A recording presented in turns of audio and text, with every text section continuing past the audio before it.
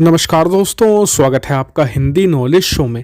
तो दोस्तों, कल भारत ने एक बहुत ही बड़ी डील को अंजाम दिया है और इस डील के होने के बाद भारत ने सीधे सीधे तौर पर चीन के जो सबसे बड़ा खजाना माना जाता है, जिसके लिए चीन अपने पड़ोसियों से लड़ता है, उस पर हाथ मार दिया है। और आने वाले समय में भारत न सिर्फ ये खजाना चीन से लेगा, बल्कि चीन की नाक में दम भी करने वाला है। जो चीन आज तक भारत के साथ करता आया था, कभी भारतीय जो समुद्री सीमा है उसमें घुसपैठ कर दी, कभी जो भारत के आस पड़ोसी देश जैसे कि श्रीलंका या फिर पाकिस्तान, वहाँ पर नेवल बेस बना लिए।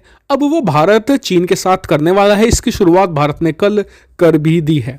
क्या है ये सब कुछ डिटेल से मैं आपको बताने वाला हूं कि कौन से खजाने की हम बात कर रहे हैं और भारत की स्ट्रैटेजी है क्या। तो मेरे साथ आप इस वीडियो तक बने रहेगा और अगर आपने अभी तक चैनल को सब्सक्राइब नहीं किया तो कर लीजिए, क्योंकि यहाँ पर आपको मिलती है प्रतिदिन 3 वीडियो बहुत ही इंपॉर्टेंट टॉपिक्स पर, जैसे कि डिफेंस, फॉरेन पॉलिसी, फाइनेंस से रिलेटेड है। तो अगर आप सब्सक्राइब कर लेंगे तो आप कोई भी वीडियो मिस नहीं करेंगे। तो चलिए अपनी वीडियो को हम शुरू कर लेते हैं। तो दोस्तों, दक्षिण चीन सागर बताया जाता है कि इस समय धरती पर इससे ज़्यादा मिनरलिश जगह नहीं है।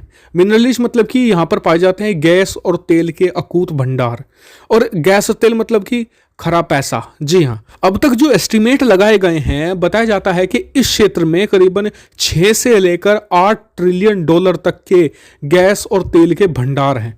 ये कितनी बड़ी रकम है। भारत की टोटल इकोनॉमी 3 ट्रिलियन की है और इस क्षेत्र में जो गैस और ऑयल के भंडार हैं वो बताया जाता है कि 5 से 8 ट्रिलियन के बीच है। हालांकि बताया जाता है कि इससे भी ज़्यादा हो सकते हैं, क्योंकि बहुत सारा एरिया ऐसा है दक्षिण चीन का जो अनएक्सप्लोर है, और अगर उसे भी एक्सप्लोर कर लिया जाए तो ये 10 ट्रिलियन के भी पार निकल जाएगा बहुत ही आसानी से।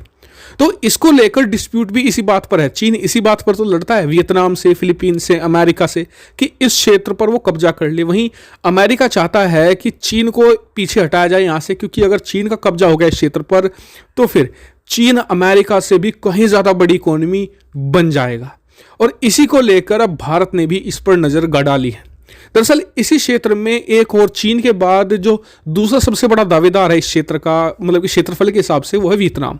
और वियतनाम के साथ हमने कल एक बड़ी डील की है। भारतीय रक्षा मंत्री राजनाथ सिंह और उधर से वियतनाम के रक्षा मंत्री ने ये डील करी है, और ये डील है हाइड्रोग्राफी को लेकर। दरअसल दोनों देश मिलकर इस दक्षिण चीन सागर के क्षेत्र को अब एक्सप्लोर करना शुरू करेंगे। यहाँ पर खोज करेंगे मिनरल की, जैसे कि गैस या तेल की, और जो भी मतलब कि यहाँ पर मिलेगा उसे देश आपस में दोनों मिलकर बांट लेंगे। ये बहुत ही बड़ा एक एरिया है जो वियतनाम के हिस्से में आता है, दक्षिण चीन सागर का। और बताया जाता है कि जो वियतनाम वाला क्षेत्र है वहाँ पर 1 से लेकर 2 ट्रिलियन डॉलर के गैस और तेल के भंडार पाए जाते हैं।